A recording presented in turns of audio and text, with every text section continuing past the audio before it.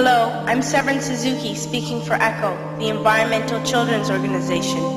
We're a group of 12 and 13-year-olds trying to make a difference.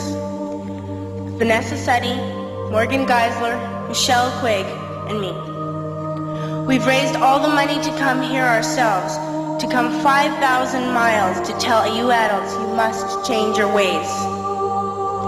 Coming up here today, I have no hidden agenda. I am fighting for my future. Losing my future is not like losing an election or a few points on the stock market. I am here to speak for all generations to come. I am here to speak on behalf of the starving children around the world whose cries go unheard. I am here to speak for the countless animals dying across this planet because they have nowhere left to go. I am afraid to go out in the sun now because of the holes in our ozone. I am afraid to breathe the air because I don't know what chemicals are in it. I used to go fishing in Vancouver, my home, with my dad, until just a few years ago we found the fish full of cancers. And now we hear of animals and plants going extinct, every day vanishing forever. In my life, I have dreamt of seeing the great herds of wild animals, jungles and rainforests full of birds and butterflies. But now I wonder if they will even exist for my children to see. Did you have to worry of these things when you were my age? All this is happening before our eyes, and yet we act as if we have all the time we want and all the solutions.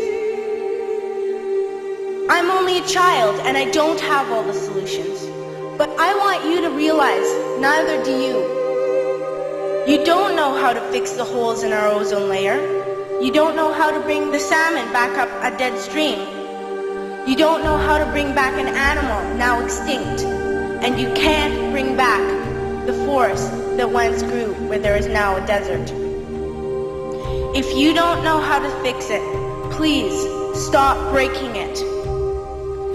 Here, you may be delegates of your government, business people, organizers, reporters, or politicians, but really, your mothers and fathers, sisters and brothers, aunts and uncles, and all of you are someone's child.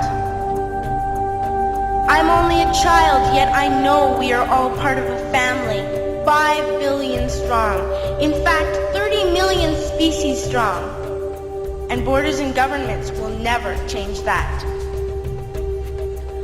I'm only a child, yet I know we are all in this together and should act as one single world towards one single goal. In my anger, I am not blind, and in my fear, I am not afraid of telling the world how I feel.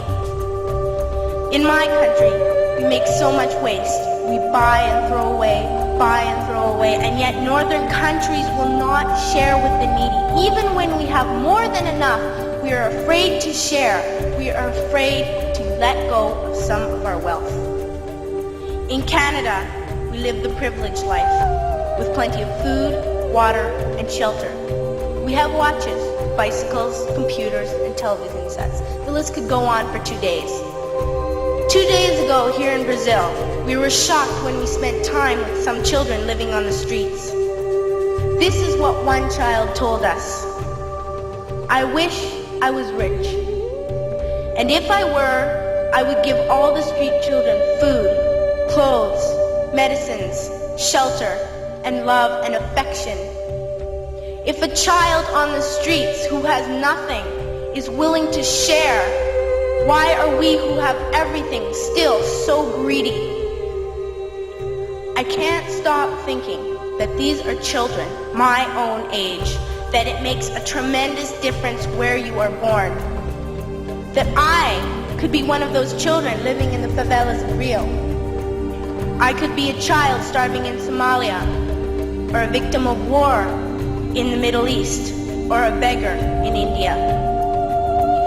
I am only a child, yet I know if all the money spent on war was spent on finding environmental answers, ending poverty, and finding treaties, what a wonderful place this earth would be.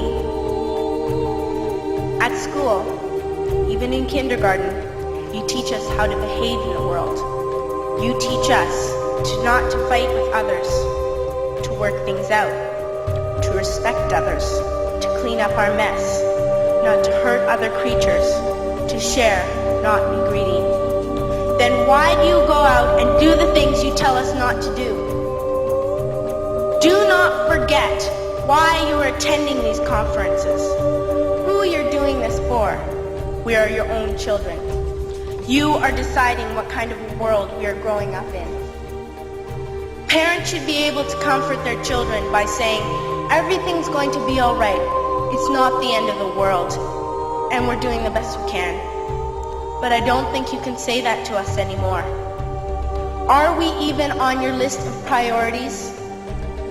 My dad always says, you are what you do, not what you say.